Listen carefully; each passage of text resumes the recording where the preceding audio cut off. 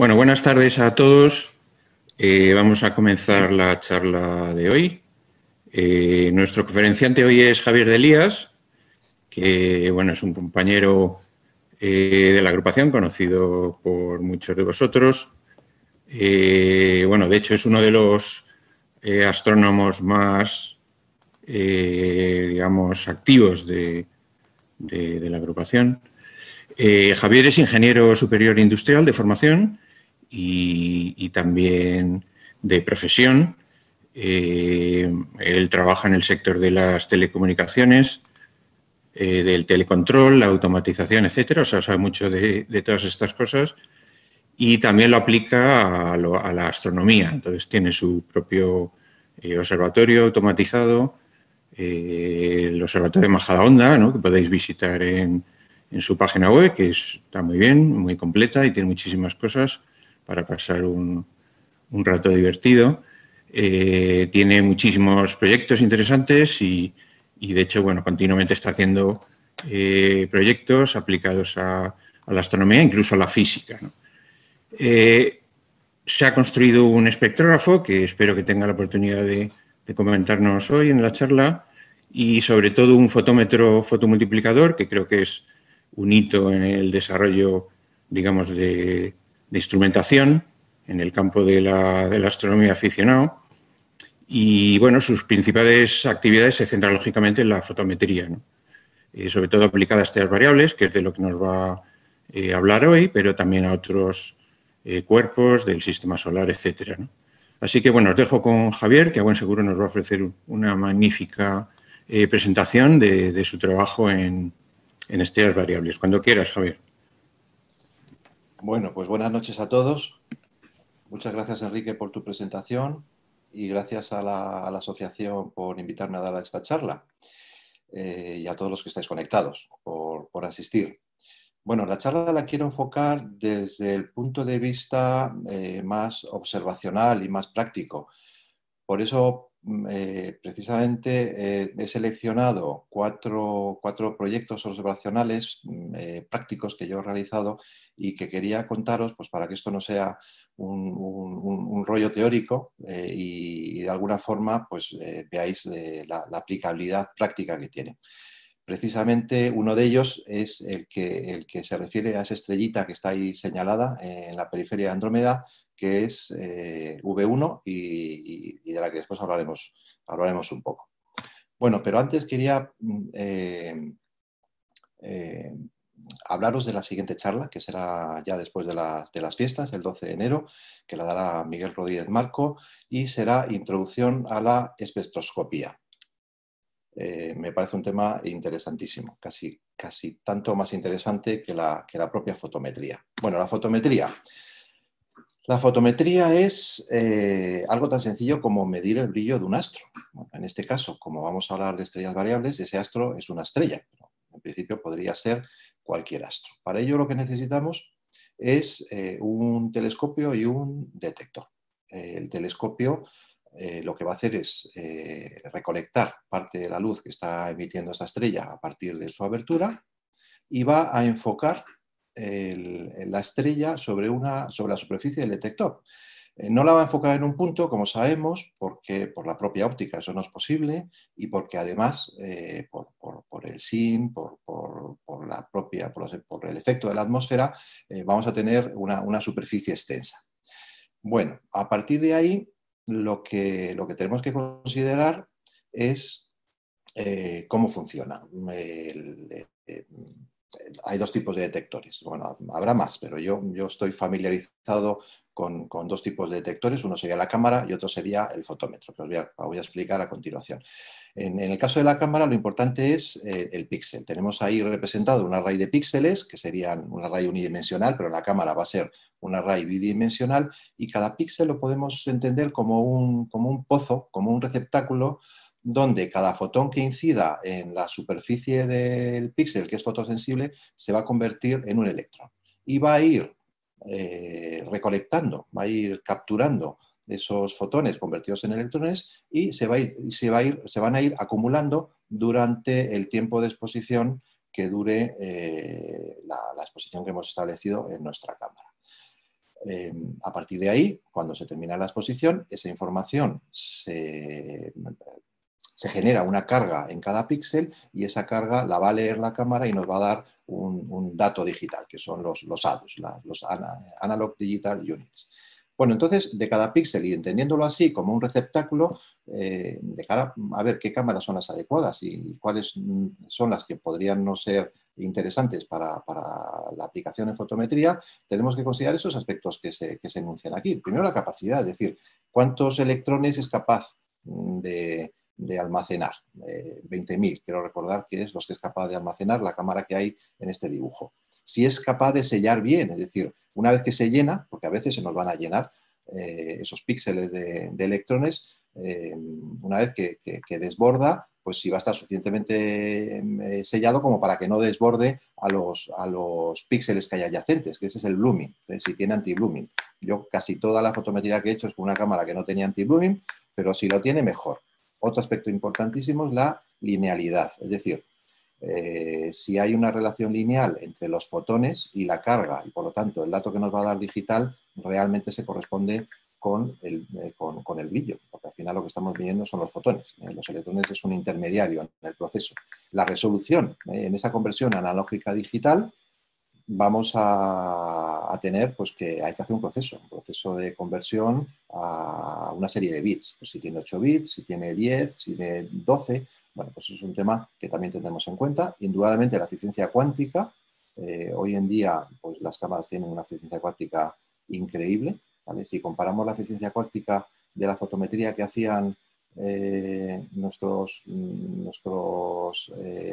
predecesores con las placas fotográficas, pues que estaban en el orden de 2-3%, pues estamos hablando de eficiencias cuánticas del 40, del 60%. El ruido, ese es un tema importantísimo. El ruido generado por la electrónica, que ha sido siempre una gran diferencia entre las cámaras CCD y las cámaras CMOS, y ahora recientemente, bueno, pues las cámaras CMOS han conseguido unos ruidos tan bajos que empiezan a ser unos dispositivos perfectamente válidos para utilizar en fotometría. El ruido térmico, hay otro ruido, que es el ruido de Poisson. Entonces está implícito el hecho de registrar y capturar fotones, que este no lo menciono, pero el ruido térmico es importante y es el que se produce por el hecho de que estamos trabajando a una temperatura que no es cero y por lo tanto pues, vamos a tener un cierto ruido térmico. No, al decir cero no me refiero a 0 centígrados, sino Kelvin. Entonces, interesa que las cámaras que utilicemos en fotometría minimicemos el ruido térmico y para eso interesa, por lo tanto, que sean cámaras refrigeradas. Y otro aspecto, el último, que lo vamos a hablar un poquito más adelante, que es el tamaño del píxel. El tamaño del píxel es importante porque afecta a su capacidad, pero sobre todo porque nos interesa saber el tamaño relativo que hay entre el píxel y esa superficie extensa de la estrella una vez que la hemos enfocado en la superficie del detector. Bueno, pues esto sería para una cámara. Si lo hablamos para un fotómetro, este es un tema que a mí me interesa muchísimo porque me parece que abre muchísimas posibilidades en un ámbito muy poco explorado, que es la fotometría de estrellas variables brillantes. Y después hablaremos también un poquito más. El funcionamiento es muy parecido. Yo he puesto las mismas... Bueno, voy a explicar el funcionamiento. En lugar de que esa superficie enfocada sea el detector, la superficie lo hacemos sobre una abertura. En mi caso, yo utilizo una abertura de 1 milímetro. Y a partir de ahí, el fotomultiplicador puede ser de tipo estado sólido o de tipo fotomultiplicador, pero en el caso del fotomultiplicador vamos a tener que, en lugar de tener un array de píxeles, vamos a tener lo que se podría llamar un único píxel, que sería, en mi caso el píxel es tan grande como que mide 21 milímetros. Entonces, lo que hacemos es que esos fotones van a incidir sobre un fotocátodo. El fotocátodo, aquí va a ser algo parecido a lo que ocurría con la cámara, con el píxel de la cámara va a generar un electrón a partir del fotón incidente. Lo que pasa es que aquí la diferencia es que no vamos a acumular los electrones, sino que los electrones, por un proceso de multiplicación, se convierte en una señal eléctrica y eso se convierte en un +1 en la cuenta de fotones. Pero no vamos a hacer acumulación. Entonces, si ahora vemos esas mismas características que teníamos que fijarnos en el caso de los CCDs nos fijamos en el caso de los fotómetros, vemos que no tiene sentido hablar de capacidad, pero la capacidad es infinita porque no estamos acumulando. El anti-blooming no existe, porque no hay píxeles adyacentes que se puedan desbordar. La linealidad, pues tampoco podemos hablar de eso, porque estamos contando fotones. No nos está dando una señal, no está dando ADUS, sino directamente nos va a decir, pues esta estrella en este segundo de integración ha capturado 200.000 fotones. Por lo tanto, la resolución no tiene sentido tampoco, ¿vale? Directamente estamos hablando de fotones. La eficiencia cuántica sí es importante. Los fotómetros no tienen ruido generado por la electrónica, otro problema que nos quitamos. Sí que hay que tener en cuenta el ruido térmico y, por supuesto, el tamaño tampoco, porque ya hemos dicho que hay un solo píxel. Después vamos a hablar de algunas aplicaciones para los fotómetros, pero desde el punto de vista de cómo un aficionado puede utilizarlos en astrometría de estrellas variables. Bueno, las estrellas variables. Intentar explicar todas las clasificación de estrellas variables realmente sería muy complicado porque entre tipos y subtipos podríamos hablar de más de 100. O sea que tenemos que hablar o podemos hacer una clasificación muy genérica para tener una idea general y después yo creo que se trata de eso, de cada uno, después lo hablaremos, hermane su estrella o su tipo de estrella y se dedica a ella, porque es un mundo tan gigante y tan vasto que comprenderlo de forma completa es imposible. Bueno, imposible no, pero yo creo que llevaría muchísimo tiempo. Pero la clasificación básica sería esta primera, intrínsecas, extrínsecas. Las intrínsecas son aquellas variables, bueno, no lo he dicho, pero es obvio, la estrella variable es una estrella que, al menos desde nuestro punto de observación aquí en esta parte del universo en el que estamos, observamos cómo su brillo se altera, no es constante. Bueno, esto es bastante obvio. Y en el caso de las intrínsecas, esa variación se produce por las propias propiedades físicas de la estrella, ¿vale? Mientras que en el caso de las extrínsecas, la variabilidad está asociada a propiedades más geométricas, en concreto a la rotación, ¿vale? Las intrínsecas, a su vez, se subdividen en pulsantes, que son pues, esos procesos físicos internos que se producen en las estrellas como parte de su proceso evolutivo, introduce pues una variabilidad. Ahí a la derecha, por ejemplo, hay una captura de la clasificación de pulsantes, de variables pulsantes que hace la wiki, y vemos como hay pues un montón. ¿Vale? Las cefeidas importantísimas, que hablaremos después de ellas, o yo me fijo en las delta Scuti, que son mis preferidas. Bueno, las eruptivas, otro tipo de extrínsecas, donde las variaciones se producen por eyección de masa. Las cataclísmicas son quizá pues, una de las más espectaculares, porque se producen debido a las variaciones a explosiones, las novas en concreto.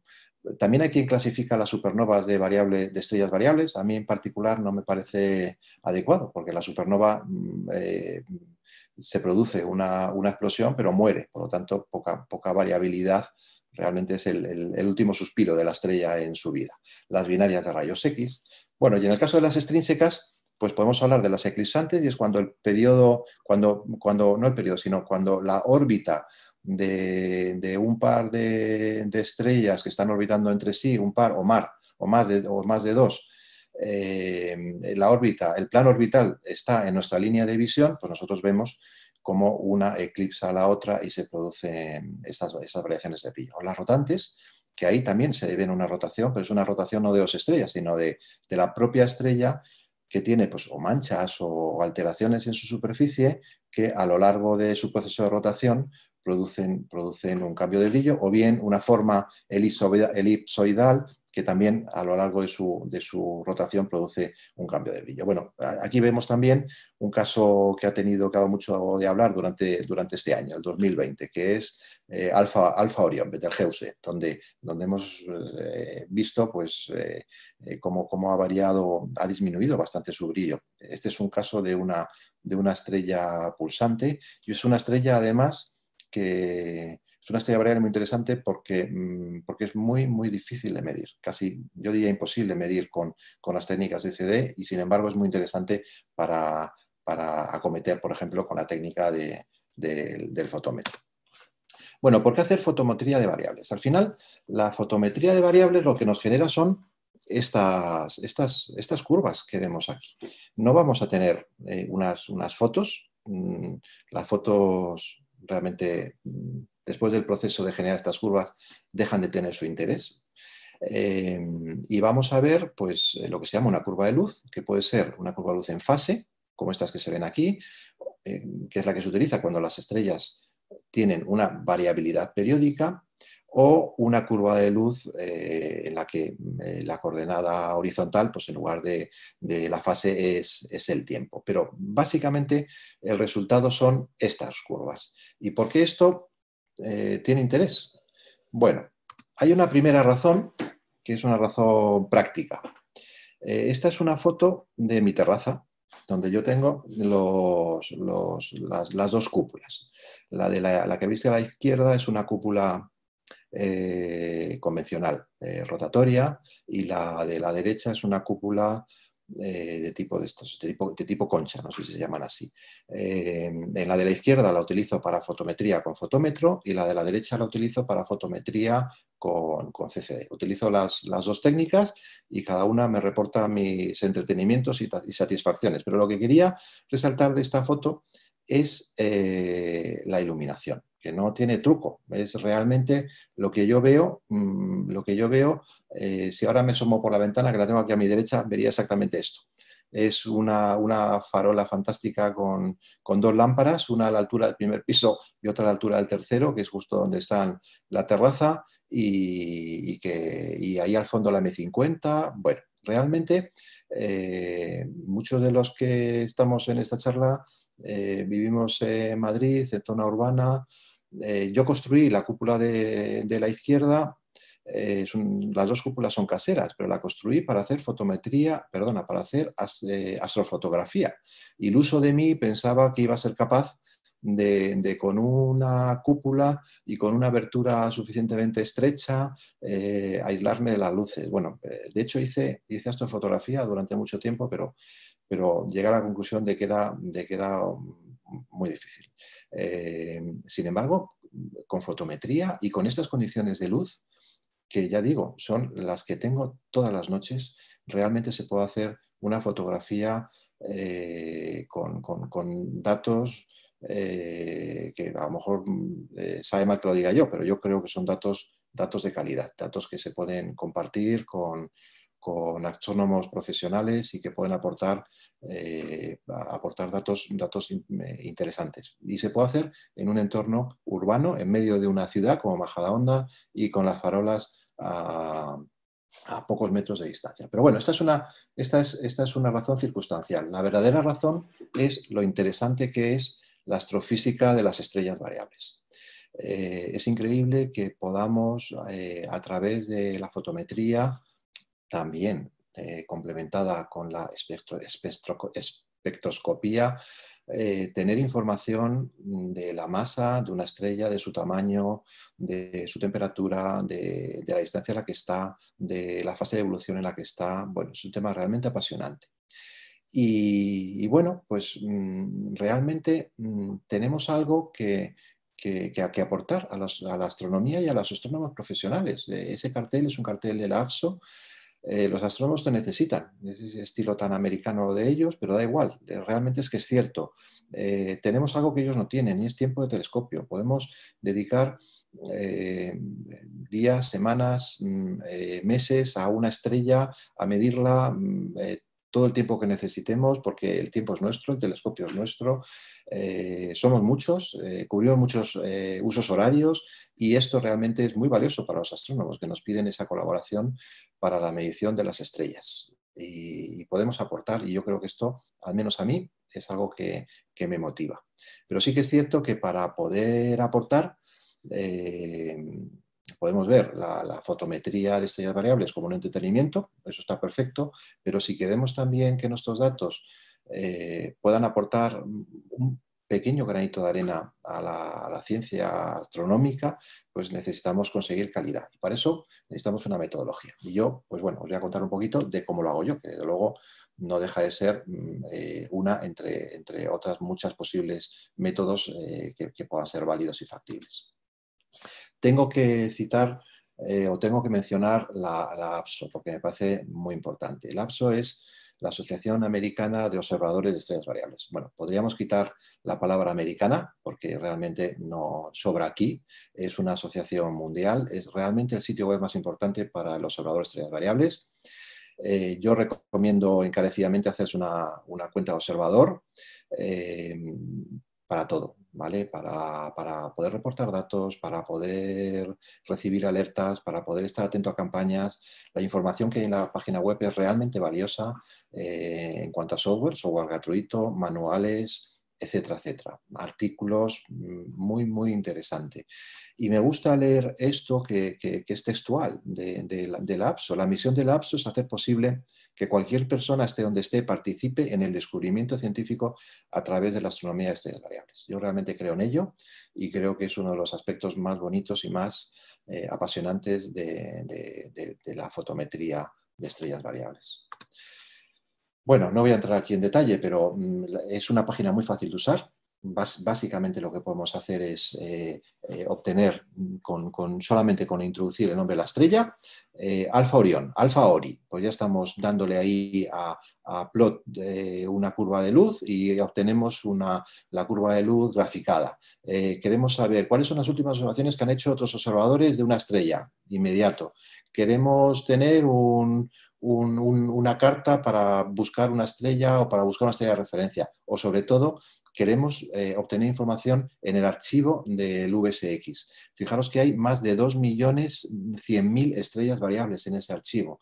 Cada estrella tiene todos sus parámetros, muchas de ellas tienen artículos, papers asociados. Realmente esto es riquísimo. Y abajo veis el tema de las alertas, que creo que es realmente interesante. Bueno, ¿qué equipamiento se necesita para hacer astronomía de estrellas variables? Pues si queremos dar una respuesta formal, pues tendríamos que decir que ninguno, porque hay muchos observadores de estrellas variables que son visuales. De hecho, si entramos, por ejemplo, en las últimas observaciones, hacemos la prueba en la APSO de Alfa Orión, veremos que la mayor parte de las observaciones son visuales, porque es una estrella muy, muy difícil de hacer fotometría con otras técnicas.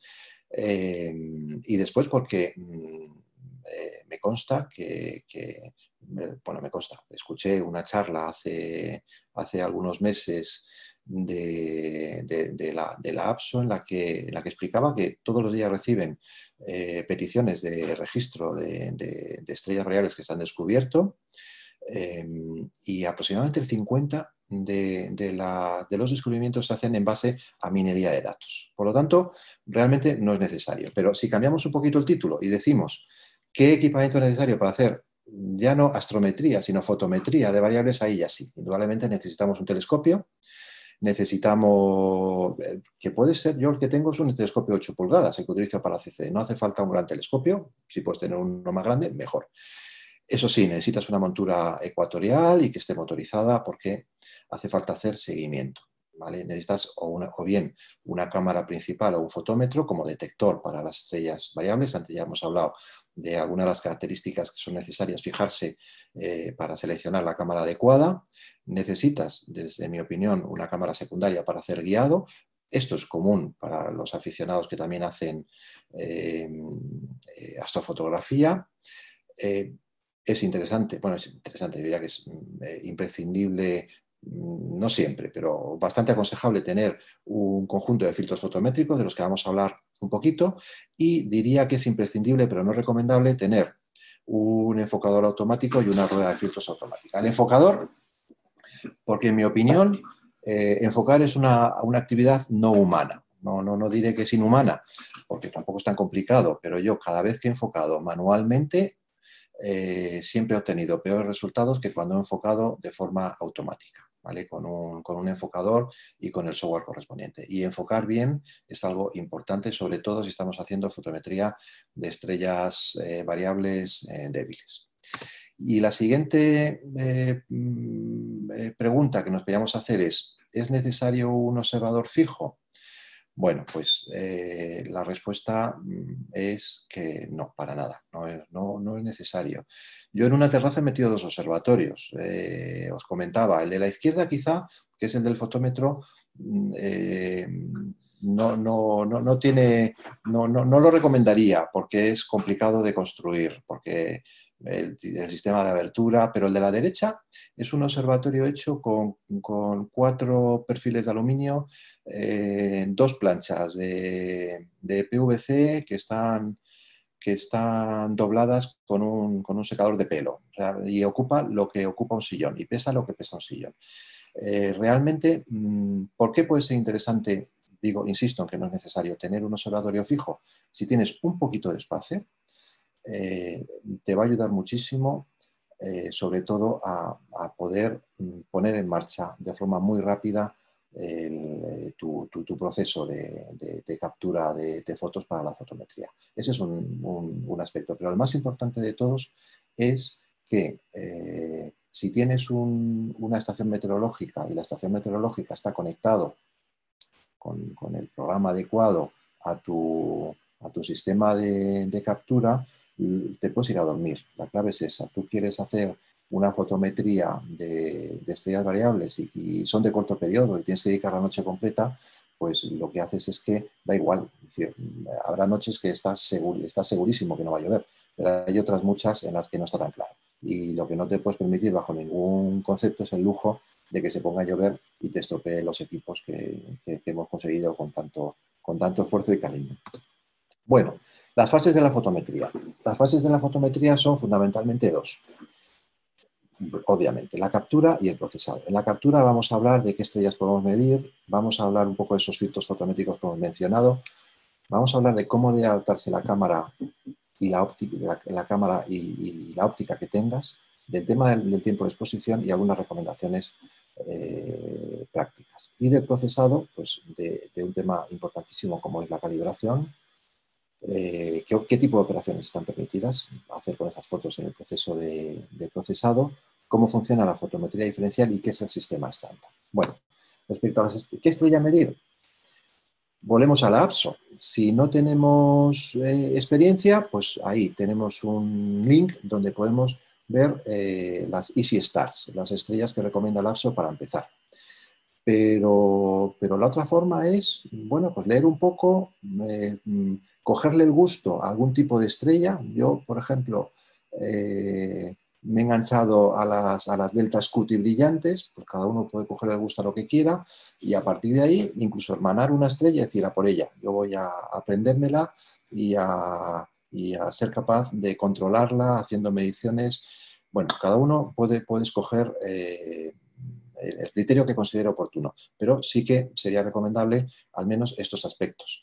Cuando hagamos fotometría de estrellas variables, siempre hacerlo con altura superior a 30 grados.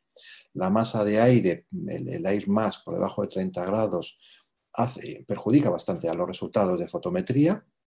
La distancia a la Luna, que bueno, que no es que sea un tema importantísimo, pero sí puede molestar en nuestras planificaciones. Perdón.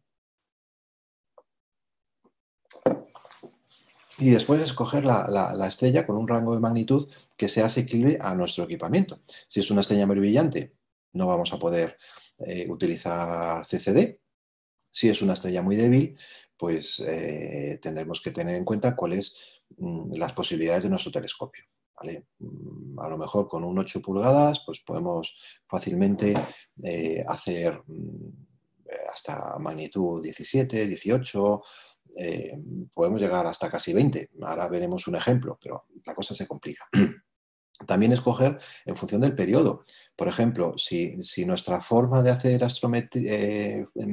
fotometría va a ser ocasionalmente, pues las noches que podemos, pues vamos a hacer 1, 2, 5 medidas y al día siguiente otras, pues no podemos atacar una estrella con un periodo muy corto, porque no vamos a ser capaces de representar su curva de luz. La curva de luz tenemos que ser capaz de, si queremos identificarla bien y trabajar bien con ella, pues intentar obtener todas las fases. Entonces, pues bueno, tenemos que ir a lo mejor a estrellas de un periodo más largo. En cualquier caso, es recomendable apuntarse al sistema de alertas de la APSO que vamos a recibir. Vamos a recibir muchas más de las que podemos atender, no vamos a tener tiempo y vamos a tener que aplicar criterios selectivos porque hay para dar y tomar. Ahí podemos estar completamente entretenidos. Bueno, decíamos los filtros fotométricos. Los filtros fotométricos al final lo que establecen es unas longitudes de corte y unas propiedades de transmisión definidos. ¿Esto qué significa? Significa que cuando dos observadores, da igual que sean aficionados o sean observadores profesionales, están midiendo, pues para que se puedan comparar sus dos medidas, tienen que utilizar las mismas propiedades de transmisión. Entonces, hay que escoger un sistema estándar, como puede ser el Johnson, el Sloan, el más habitual para los aficionados yo creo que es el Johnson, y dentro de los que tenéis ahí, el que yo por ejemplo uso es más el V y el B. Cuando veis en los catálogos que dicen que la magnitud de una estrella es magnitud 17,5 V, significa que está hecho con un filtro estándar V. Y cuando dicen que es pues, B, pues lo mismo, con B. Solamente dos fotometrías hechas con filtros estándar van a ser comparables. Esto no tiene nada que ver, la V es de visible, no tiene nada que ver con el verde, el rojo y el azul de los filtros que se utilizan para astrofotografía. Estos no tienen nada que ver. No, la V, aunque coincida con el verde, porque es donde está centrado el visible, es un filtro centrado en una frecuencia concreta y con unas propiedades de transmisión concretas. Y lo mismo para el B. Bueno, la adaptación de la cámara y la óptica es un tema muy importante y genera muchas veces mucha confusión entre los aficionados. Pero como siempre recurro a la APSO.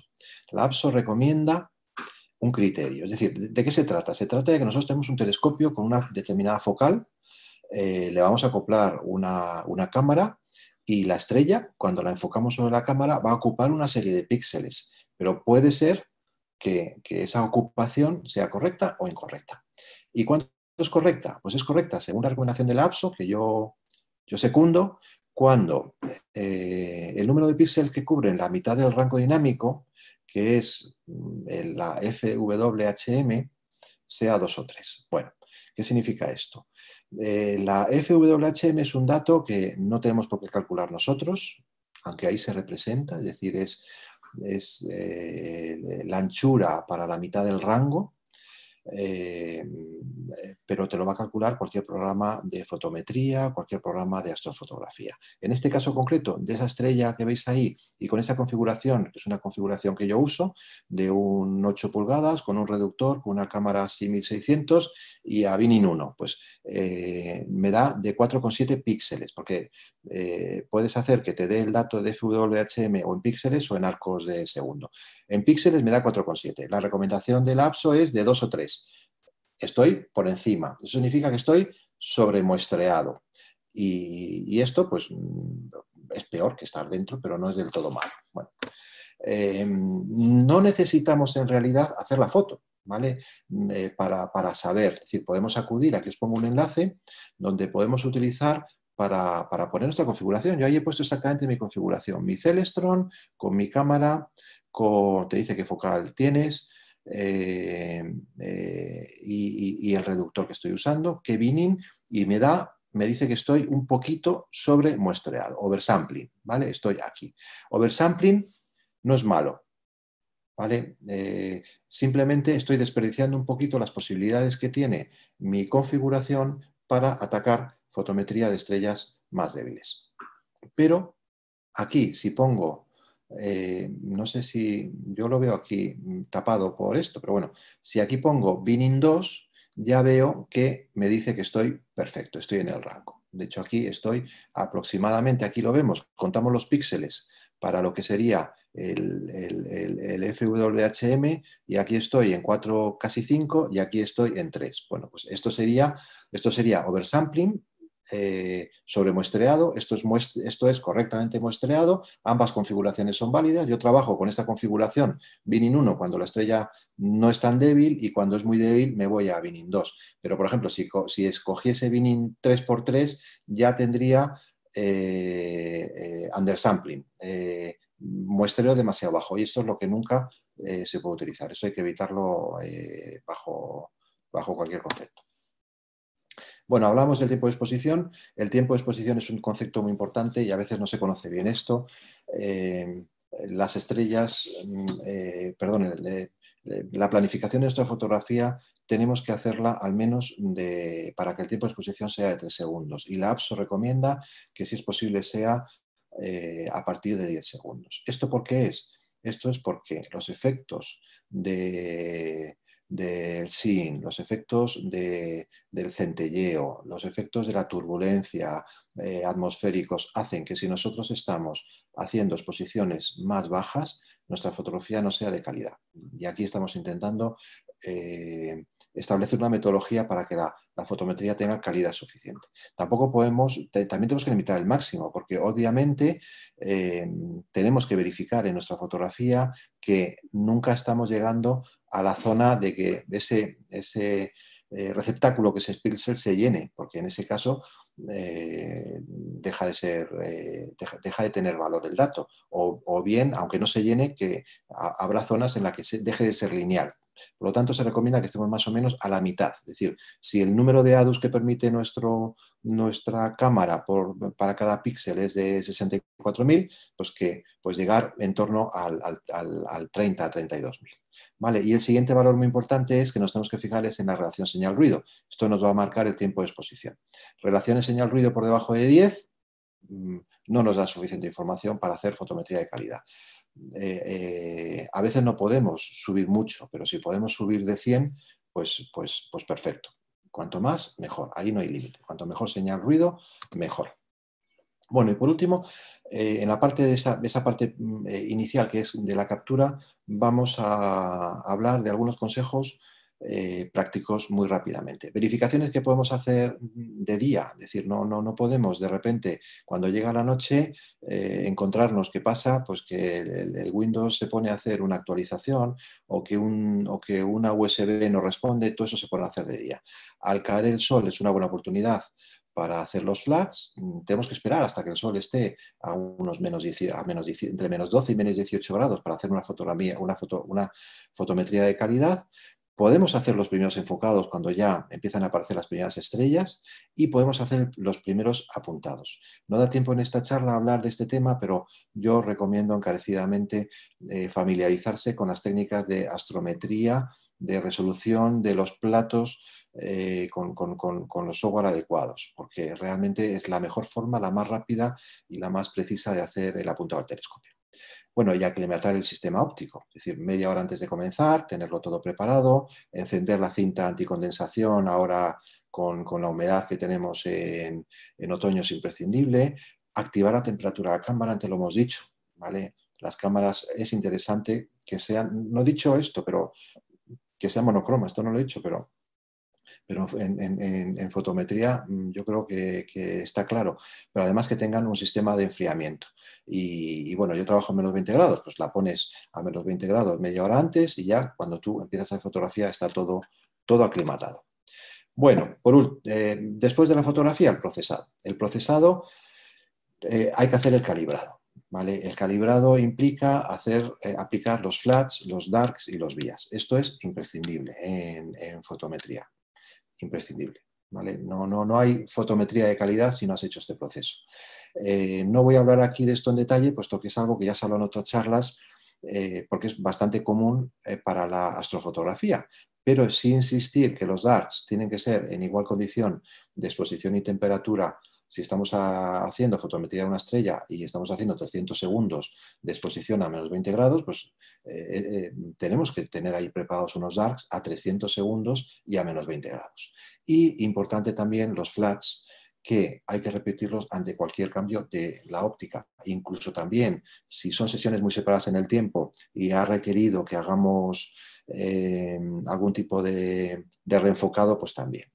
En verde está lo que sí se puede hacer. Bueno, calibrado más que se puede hacer, se debe, pero podemos hacer apilamiento, es perfectamente válido en fotometría. Podemos hacer ajuste de niveles, pues para visualizar las fotos a la hora de previsualizarlas, pero lo que bajo ningún concepto podemos hacer, y esto hay que tener muchísimo cuidado y cumplirlo a rajatabla, es ninguna operación no lineal de estirado de las fotos que se hacen en astrofotografía. Eso está absolutamente prohibido. Bueno, la última parte del procesado es el cálculo. El cálculo consiste en fotometría diferencial. Fotometría diferencial es que estamos midiendo el flujo de nuestra estrella y estamos midiendo el flujo de una estrella de referencia. Y después, con esta fórmula que veis abajo, vamos a calcular el incremento de magnitud dividiendo el flujo de la variable entre la de referencia, hallando el logaritmo, porque la magnitud es ¿sabéis?, un valor logarítmico, y después le vamos a sumar este incremento al valor conocido de la magnitud de la estrella de comparación. Bueno, para ello lo que vamos a hacer es escoger un radio de abertura. Esta es la decisión más importante, la más importante que tenemos que tomar en el proceso, en el postproceso para la fotometría. Y la recomendación que os podría hacer, bueno, no es que la haga yo, es que es la más habitual que podemos encontrar en la documentación técnica, es que escojamos como radio de abertura, que esto el programa que uses te lo va a permitir, 2 veces el famoso que ya hemos hablado antes del FWHM, 2 veces en píxeles, ¿vale? Por lo tanto, si nosotros tenemos un FWHM de 4, pues el radio lo escogemos de 8. Eso no significa que ese sea el valor válido. Eso es que hay que empezar por 8, pero después hay que probar con un poquito más y con un poquito menos. Pruebas con 8, después compruebas cómo funciona con 10, por ejemplo, y compruebas cómo funciona con 6.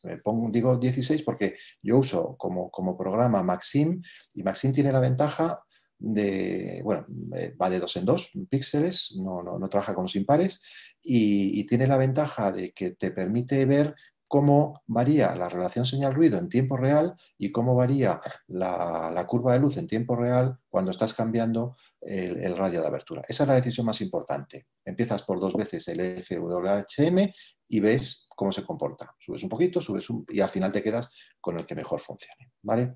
Respecto a la estrella de referencia, hay que escoger una, o bien la que te recomiende la carta correspondiente de APSO, que ya hemos visto que se consigue fácilmente en su página web, o bien a través de un programa gratuito del APSO, que es el SecPlot, que también me parece muy interesante, es multiplataforma y os recomiendo si queréis echarle un vistazo. Si la vamos a escoger nosotros, obviamente los criterios es que sean de magnitud similar, color similar, después veremos por qué, y obviamente que no sea variable, porque estamos haciendo un pan con unas tortas. Para eso acudimos a la base de datos, al VSX, y comprobamos que nuestra estrella no es variable. Bueno, hemos dicho algo que no es del todo cierto, y es que el dato que vamos a obtener, que además es el que da Maxim DL, Photodiff o AstroArt o cualquier programa de fotometría, es el de la fórmula que tenemos arriba. Es decir, pero fijaros que está en minúscula. En minúscula es un estándar que se refiere a la magnitud aparente, pero instrumental. No es la buena. La buena es en mayúscula. Y para que se convierta en la buena tenemos que sumarle el término que está ahí señalado en rojo. ¿Y esto por qué hay que hacerlo? Hay que hacerlo porque la estrella que usamos de referencia no tiene el mismo color. Si la tiene, este término sobra, pero normalmente no va a coincidir que tiene el mismo color que la estrella que estamos midiendo. Y por lo tanto, como nuestra cámara tiene un comportamiento distinto en función del color, es necesario pues, aplicar una corrección. Que para aplicar esa corrección ya vamos a entrar a hablar de los proyectos que os decía.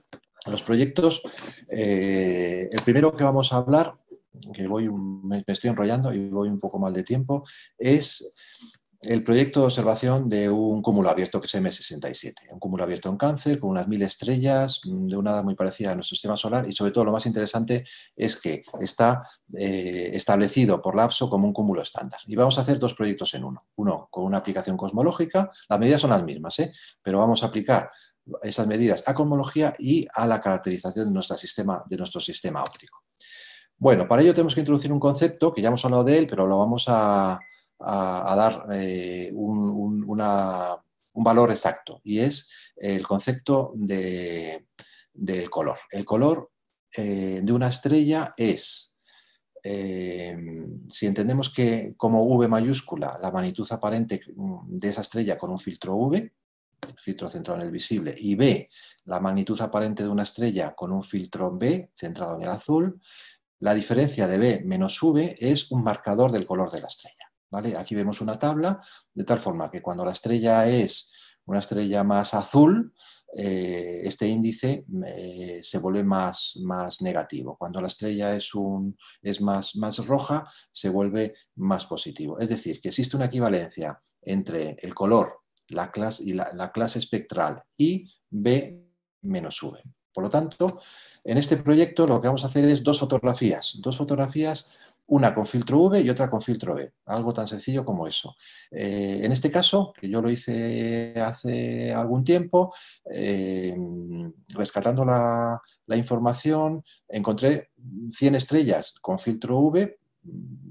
El criterio fue descartar todas las estrellas que tenían una relación señal-ruido después de pasar la fotometría menor de 10, 268 con filtro B y la intersección de las dos eran 245 estrellas. ¿Vale? La fotometría la hice con una estrella de una magnitud 10. Entonces, aprovechamos una característica muy interesante de los cúmulos abiertos y es que todas las estrellas tienen la misma edad. Como tienen la misma edad, y con técnicas ya no fotométricas, con técnicas de espectrografía se puede obtener la metalicidad de las estrellas del cúmulo.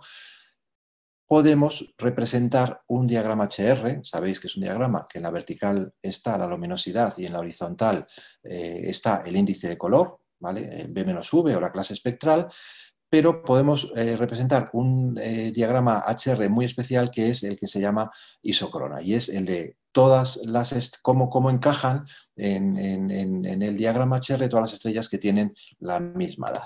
Bueno, para ello, si queréis hacer este proyecto, voy un poco rápido, tenéis que ir, podéis encontrar en internet buscando CMD 3.4 Input Form, un form que simplemente le dais cuál es la metalicidad y os va a dar os va a representar esta curva, la curva verde que tenéis aquí. Después nosotros lo que hacemos es, con un programa de fotometría, yo utilicé AstroArt porque te genera la información en un fichero y te permite después cruzarla con una herramienta, utilicé esta, en la cual por un lado obtienes cuál es la magnitud y por otro lado obtienes el índice de color. Y representas en este gráfico de tal forma que vas bajando la isocrona hasta que te coincide con la distribución de tus estrellas. Y después calculas lo que se llama el módulo de distancia, es decir, la diferencia que hay entre la isocrona te la dan con magnitud absoluta, mientras que nuestras estrellas están con magnitud aparente y esta diferencia es el módulo de distancia. Con esta fórmula somos capaces de calcular, esta es la aplicación cosmológica de este proyecto y nos da 877 parsec de distancia del glóbulo. En la wiki da 890, o sea que es un método muy útil y muy preciso para calcularlo. Pero bueno, desde nuestro punto de vista nos va a permitir estos datos, ya no hace falta trabajar con 200 estrellas, basta con que escojamos 20, que las identifiquemos en una carta estándar que nos facilita la APSO y simplemente hagamos una representación en la cual en la vertical pongamos la diferencia que hay entre la V de catálogo y la V instrumental que hemos medido y en la horizontal volvamos a poner el índice de color. La pendiente de esta recta es lo que se llama el coeficiente que nos permite hacer la corrección. De tal forma que independientemente de que la estrella de referencia que hayamos escogido no sea el mismo color que nuestra estrella variable, podemos obtener un dato mucho más preciso y volvemos a dar un paso para obtener calidad científica en nuestras medidas. Bueno, el segundo proyecto de observación que os quería comentar es el que mencionaba al principio, la estrella V1. Esta es una estrella descubierta por Hubble en 1923. Es una estrella en la periferia de la galaxia Andrómeda y hasta en aquel momento se pensaba que la Vía Láctea, parece mentira que se hace menos de 100 años, que la Vía Láctea era una isla solitaria de estrellas y que no había nada más observable fuera de la Vía Láctea. De hecho, la galaxia de Andrómeda se consideraba no una galaxia, sino una nebulosa espiral dentro de la Vía Láctea. A su vez, en esa época se conocían, lo descubrió Henrietta Leavitt, unas estrellas pulsantes variables que son las cefeidas, que son estrellas que eran marcadores de la distancia, porque a partir del periodo se podía averiguar cuál era la fase evolutiva de la estrella y por lo tanto su magnitud absoluta. Bueno, esta es la placa de vidrio en la cual se descubrió. Ahora es una pieza absolutamente de museo. Se descubrió la estrella V1, que es esa que está ahí marcada, donde está tachada la N para que no despiste. Puso Barr con una admiración la estrella variable y este descubrimiento se hizo con un telescopio de 100 pulgadas, pero casi 100 años más tarde la tecnología ha aumentado muchísimo. Os decía antes que la eficiencia cuántica de las placas de vidrio, de esa tecnología que se utilizaba antes para fotometría, era de 2 o 3. Ahora tenemos eficiencia cuántica de 60 o de 70. Eso significa que ahora somos capaces de reproducir lo que se hizo con un telescopio de 100 pulgadas, somos capaces de reproducirlo con un telescopio de 8 pulgadas o de 11 pulgadas. Bueno, esta es la foto que hice, una de las fotos que hice, con una pequeña ampliación donde se ve V1. Como es una estrella muy débil, de 19,4 de magnitud, aquí no tiene sentido utilizar un filtro, ¿vale? Porque esto nos perjudica. O sea, por eso los filtros fotométricos casi siempre, no siempre, a veces, sobre todo con objetos muy débiles, tenemos que prescindir de ellos. Y aquí utilicé una exposición de 100 segundos y una apilación diaria de 20 imágenes. De forma que el proyecto era un proyecto para hacer durante 2 meses, intentando aquellos días que no había nubes, hacer esta foto resultante de unas 3 y pico horas de exposición. Tanta exposición necesaria precisamente por eso, por la debilidad de la estrella. Bueno, a la vez había que escoger una estrella de referencia, lo mismo, esta es la técnica que se usa siempre, o bien con el programa que os decía SecPlot del APSO, o bien con una carta del APSO, se escoge aquí donde está este circulito en el centro de la carta, vemos la estrella, es la estrella V1 y al lado había una estrella de la 143 que se refiere a que tiene una magnitud de 14,3. No es que sea muy parecida, pero es lo más parecido que hay. A partir de aquí la marcas con el programa y esto te genera los datos. Estos datos, ya decíamos antes, el objetivo de la fotometría no es la foto en sí, son los datos, es un fichero de datos. El programa MaximDL o cualquier programa que utilicemos para fotometría nos va a generar un fichero TXT con los datos de magnitud. Esto lo importamos, en mi caso utilizo la herramienta, está mal escrito, perdón, es Peranso, para cálculo del periodo de obtención de la curva de luz. A partir de ahí, pues le dices cuál es, no hay tiempo para entrar en detalle de cómo funciona este software, pero es muy recomendable y muy potente y te dice cuál es el periodo. En este caso, el periodo obtenido fue un poquito inferior, fue de 30,1, mientras que el dato oficial es de 31 días, ¿vale? Pero si nos fijamos en la curva que se obtuvo y en la curva que vemos, por ejemplo, una curva hecha por equipos más profesionales, pues vemos que la curva coincide perfectamente. Normalmente en los periodos se consigue muchísima precisión. Lo que pasa es que yo aquí fui un poco vago y en lugar de hacer los 2 meses que inicialmente tenía previstos, pues al final hice hice menos puntos, porque bueno, me imagino que también sería por problemas con las nubes, pero realmente se obtienen periodos muy precisos. Bueno, a partir de aquí, ¿qué pasó? Pues vamos a hacer lo mismo que hizo en su momento Haber, y es que aplicó la fórmula de arriba, que es una fórmula que se aplicaba a las cefeidas, que permitía a partir del periodo en días obtener la magnitud absoluta. La magnitud absoluta que se obtiene con el periodo que se ha conseguido con este proyecto es de -5,54, como la magnitud aparente con m minúscula de 19,4, aplicamos la fórmula de abajo y nos da que la distancia aproximada es de unos 933 parsec, de 933.000 parsec. Creo que Hubble daba un dato en torno a 1 millón de parsec.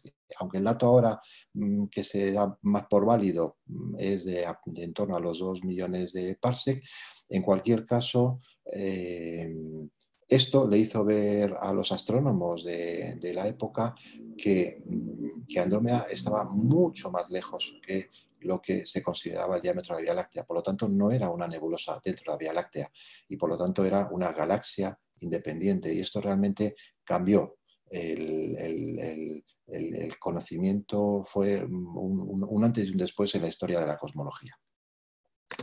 Bueno, el tercer proyecto que os quería comentar es un proyecto de observación de estrellas variables. Las estrellas, pero sobre todo orientado a descubrir estrellas variables. Os comentaba antes que realmente descubrir estrellas variables no hace falta ni telescopio, se puede hacer con minería de datos, pero si queremos hacerlo con nuestro telescopio, lo que tenemos que hacer es ser sobre todo muy pacientes. Yo lo que hice es escoger un sector de las zonas pobladas, que es donde está, lógicamente, el centro de la Vía Láctea, donde están las zonas pobladas de estrellas. A partir de ahí empecé sector por sector. Ahí marco el A3 porque fue el primero en el cual encontré una estrella variable. Entonces, el procedimiento es tan sencillo como dedicar 2 o 3 noches a fotografiar cada sector. Filtro V, aquí sí es importante el filtro, sobre todo porque tampoco estamos buscando estrellas muy débiles, y mientras el sector se encuentre a una altura por encima de los 30 grados, a disparar toda la noche, con tiempos de exposición de 180 segundos y guardar las fotos calibradas. Esas fotos calibradas se alimentan a un software que es el software BAST, que es un software gratuito que te genera sin necesidad de hacer nada. Aquí no hay que hacer ningún tipo de fotometría. Ya directamente este software te representa esta gráfica y te señala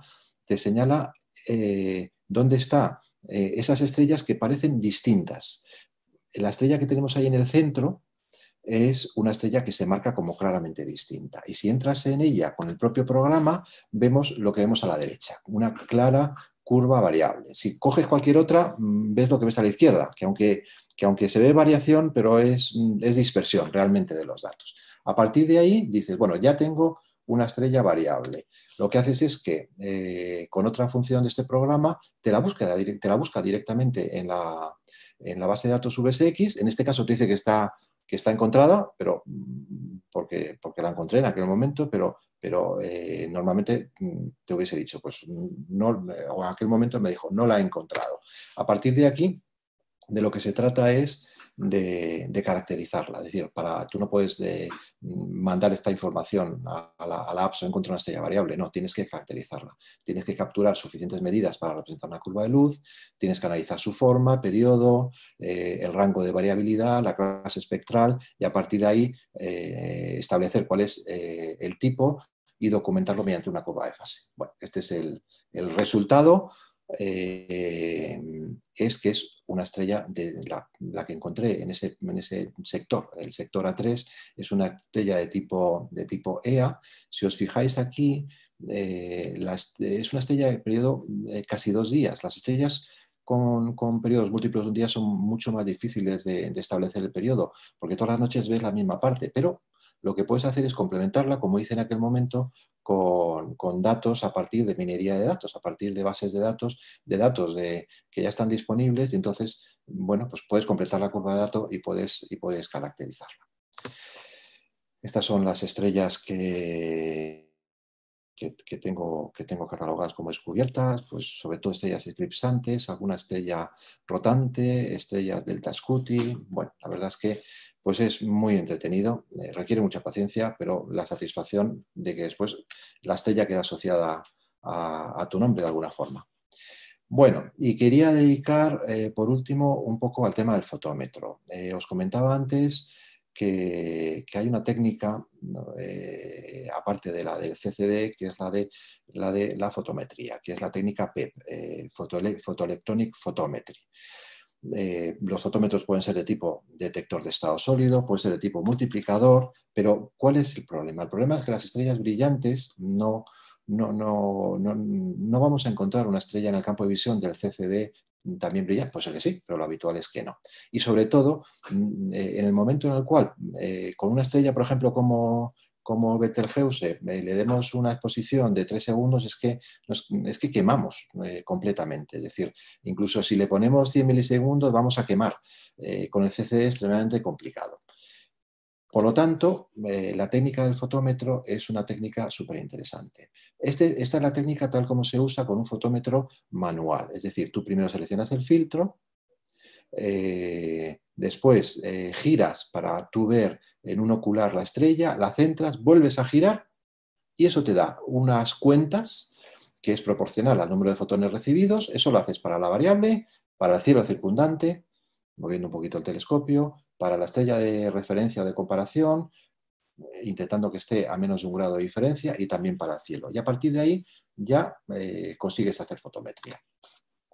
De la misma forma que antes hacíamos el cociente de flujos, aquí hacemos el cociente de cuentas, ¿vale? Restando siempre el fondo de cielo para obtener la diferencia.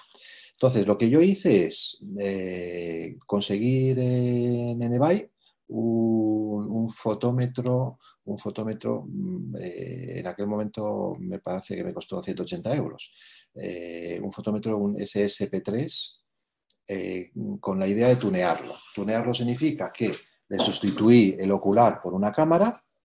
Aquí le sustituí el detector de estado sólido por un fotomultiplicador, le puse 2 motores paso a paso, uno para mover automáticamente el espejo que permite conmutar de la cámara al fotómetro y otro para mover el filtro. Y a partir de ahí conseguí, que esto es lo más interesante, un instrumento que es capaz de medir estrellas desde magnitud 0 hasta magnitud 11. Magnitud 11 está un poco forzado, es decir, tiene que ser cielos muy buenos, hasta magnitud 9 perfectamente cómodo. Por ejemplo, para Betelgeuse, que ya ha salido varias veces en la presentación, recibo aproximadamente 4,5 millones de fotones por segundo. Y con Betelgeuse se puede conseguir hacer mediciones con una precisión de milimagnitud. Esto es realmente increíble y esto es absolutamente imposible hacerlo con la tecnología de CCD. Por eso yo promuevo este tipo de sistemas.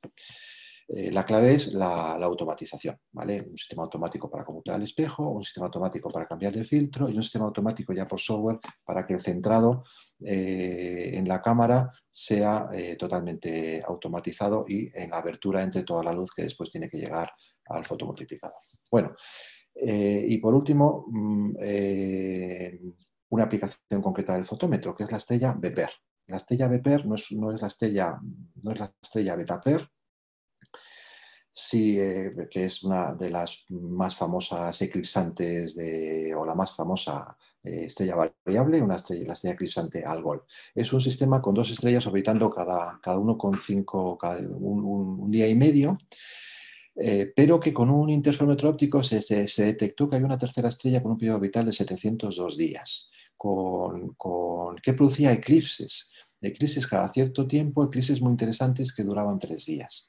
Las campañas campañas promovidas por astrónomos profesionales que necesitaban ayuda de astrónomos aficionados, empezaron en el 2013.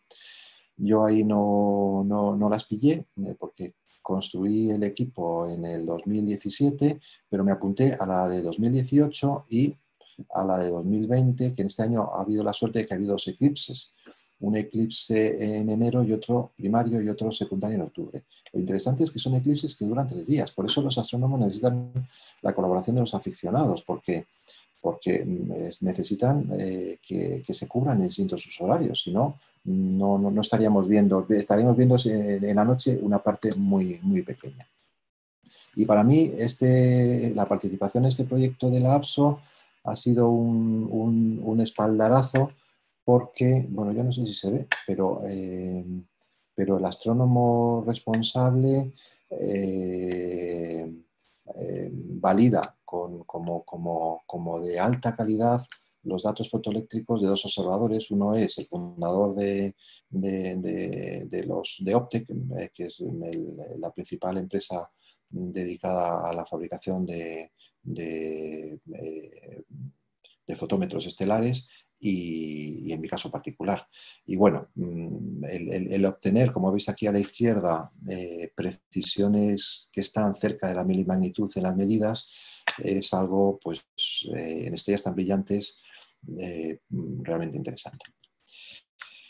Esto es de ayer, ¿vale? Precisamente ayer comunicó el astrónomo responsable que estos eran los datos que vemos aquí abajo a la izquierda, que ha seleccionado para hacer su estudio. Y como si fuese un estudio de servilleta, comunica este gráfico a la derecha donde decía, ahí esta es la curva que yo considero que tengo que modelizar y buscar cuál es el modelo, que además cada vez que ocurre un eclipse descubren que el modelo no es del todo correcto y hay que perfeccionarlo. Y bueno, esto es todo. Lo único, bueno, no voy a hacer un resumen, pero sí que quiero volver a poner este aviso de la APSO. Los astrónomos te necesitan. Yo realmente creo que podemos aportar mucho, y los aficionados, y que realmente el hacer fotometría pudiendo contribuir es una satisfacción especial. Quería recordaros la charla que hay el 12 de enero, que es un complemento súper interesante a la fotometría, que es la espectroscopía, y también quería comentaros que la reunión de Navidad de este año pues será el 15 de diciembre, pero claro, por las razones que todos conocemos no va a ser presencial. Bueno, pues agradecer a Javier por esta magnífica charla, ¿no? Que ha estado llena de temas muy sugerentes y muy interesantes, ¿no? Y que, bueno, realmente pues casi que pide una segunda charla, ¿no? Donde nos cuente pues más temas y proyectos que tiene muchos, y que realmente nos podría contar, ¿no? Espero que pronto, cuando se recupere de esta. Entonces, bueno, se abre el periodo de preguntas que podéis hacer a Javier a través del chat de YouTube, cuando queráis.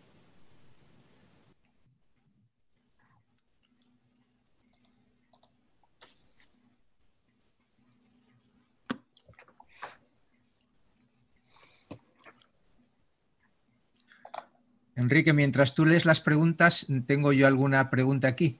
Quería comentar, comentaba el otro día Ramón que el binning, si no es con CCD, si es con CMOS, parece que funciona peor. ¿Cuál es tu experiencia, Javier, en este caso?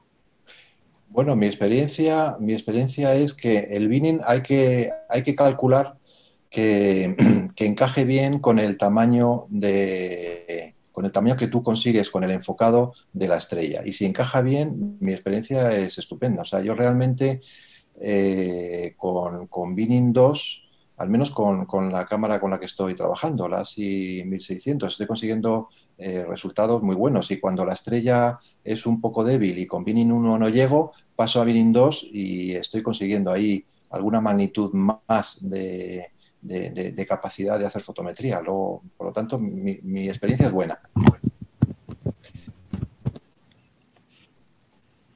Bueno, ¿ya hay alguna pregunta en el chat?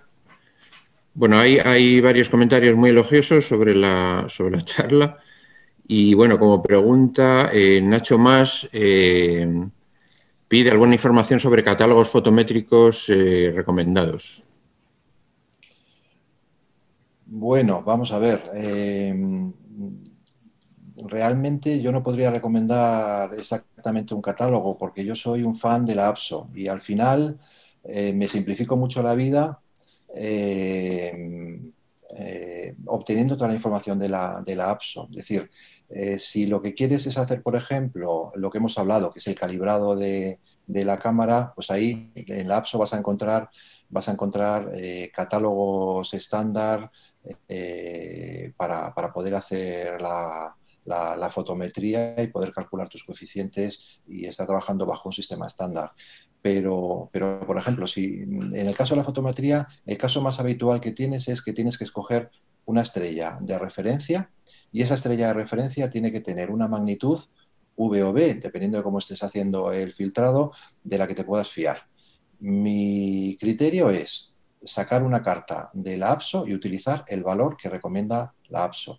O si no, utilizar el programa SecPlot y el programa SecPlot lo que hace es que te representa en torno a las coordenadas celestes que tú le has dicho y con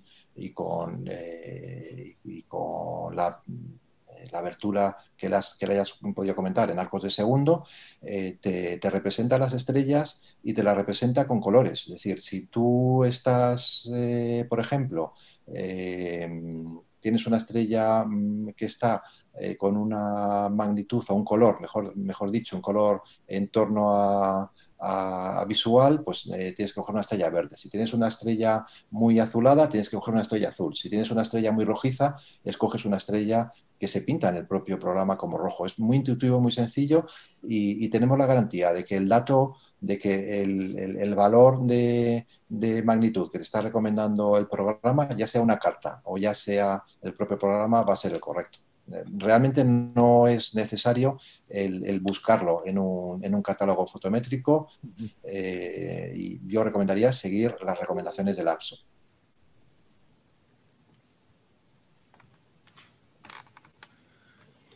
Bueno, parece que no hay ninguna pregunta más así directa. Sí, ya digo que hay bastantes comentarios.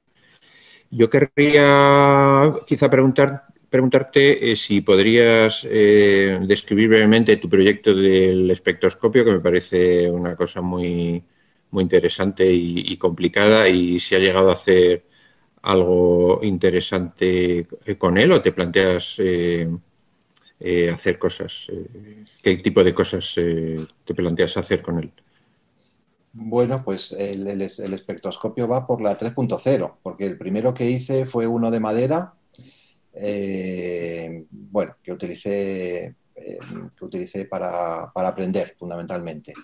Pero hay un proyecto, pues es que no voy a recordar el nombre, hay un proyecto muy interesante en Internet, que es un proyecto para fabricar una low spec, es el nombre del proyecto, para fabricar un espectrógrafo con una impresora 3D, ¿vale? Entonces, ese es un proyecto que recomiendo mucho.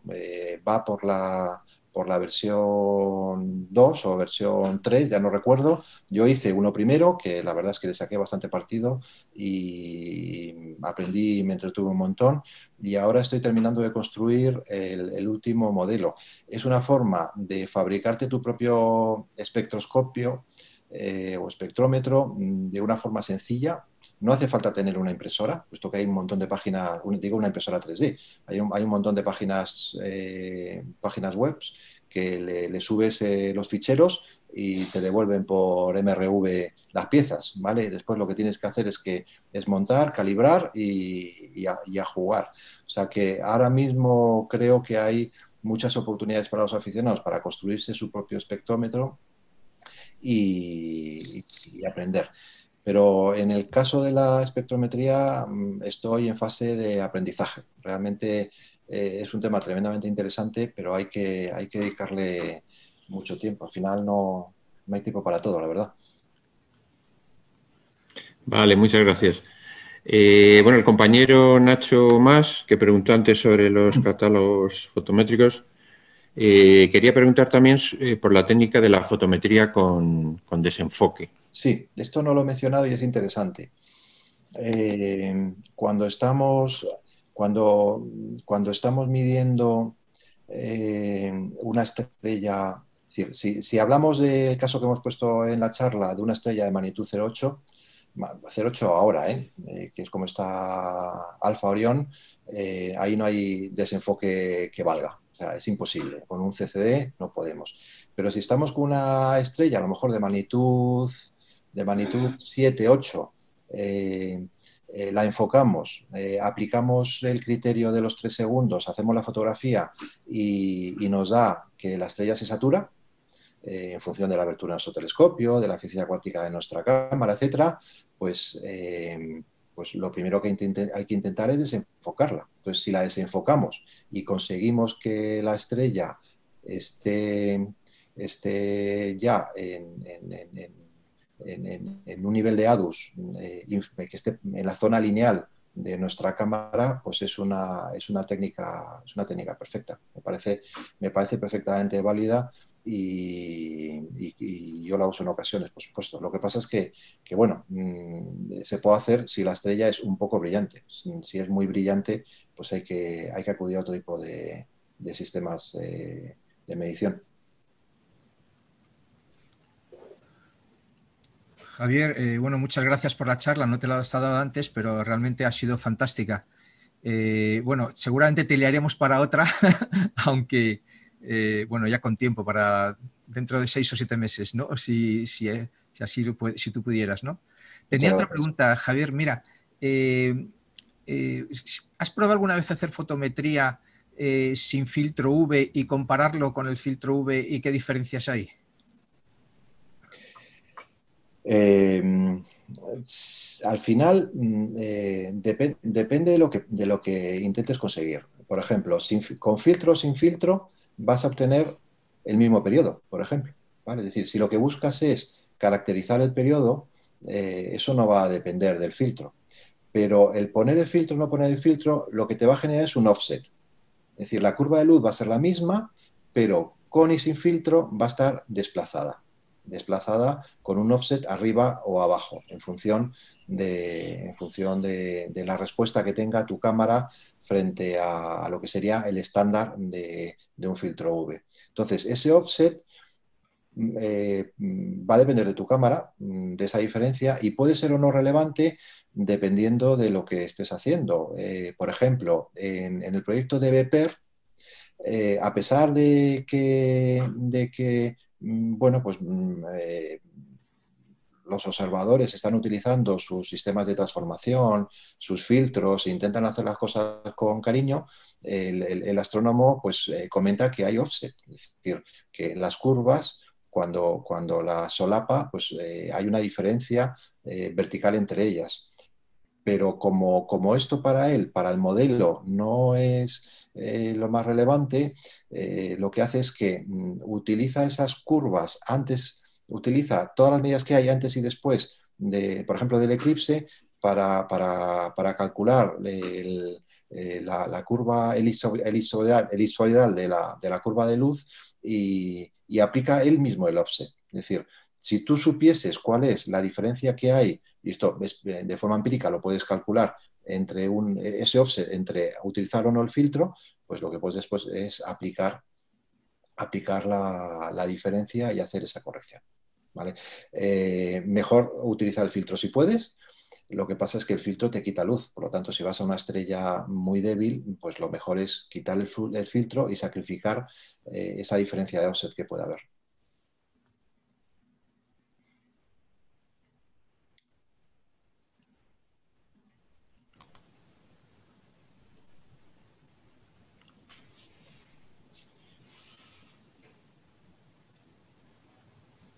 Enrique, creo que hay otra pregunta aquí, ¿no? Begoña Sánchez, sí. Sí, hay otra pregunta que dice, los proyectos de la APSO, ¿qué estudian exactamente? Me he perdido. Vale, la APSO tiene proyectos para todos los gustos. Tiene un sistema de alertas que te apuntas, te registras y los recibes. Y esos proyectos pues, pueden ser desde el que he comentado, del estudio de una estrella triple, hasta fotometría o espectrografía de una supernova, pasando por, no sé, cualquier cosa que sea fotometría de estrellas variables, vas a encontrar proyectos en APSO. Pero más que proyectos, yo creo que el concepto son campañas. Es decir, en un momento determinado, un astrónomo profesional necesita datos, necesita observadores y avisa con una campaña pues, de que el mes que viene se va a producir un eclipse, se va a producir o bien se ha descubierto la noche anterior una supernova, etc. Es decir, esas campañas que pueden ser con preaviso o a posteriori, cuando se ha producido y todavía hay posibilidades de hacer medición, la clave es apuntarse a esas campañas y a partir de ahí escoger aquellas que te gusten. Es decir, si te apuntas, vas a recibir todos los días 4 o 5 avisos como mínimo. No tendríamos tiempo de hacer todo. Tienes que ser selectivo y decir, a mí qué me gustan. ¿Me gustan las supernovas? Pues me gusta la espectrografía, me gusta la fotometría, me gustan las binarias, es decir, las estrellas tipo BE, las cataclísmicas. Pues en función de tus gustos ya te apuntas a la campaña, haces las observaciones y las reportas. Además, esto no es como otras asociaciones que son, no sé, que tus datos tienen que ser validados, casi estás sufriendo un proceso de análisis de la calidad. No, ahí traga todo. Tus datos van a entrar, después los puedes borrar si quieres, los vas a poder comparar con los de otros observadores, vas a poder analizarlos y en la medida en que sean datos que los astrónomos los consideren válidos, pues los van a utilizar en sus procesos.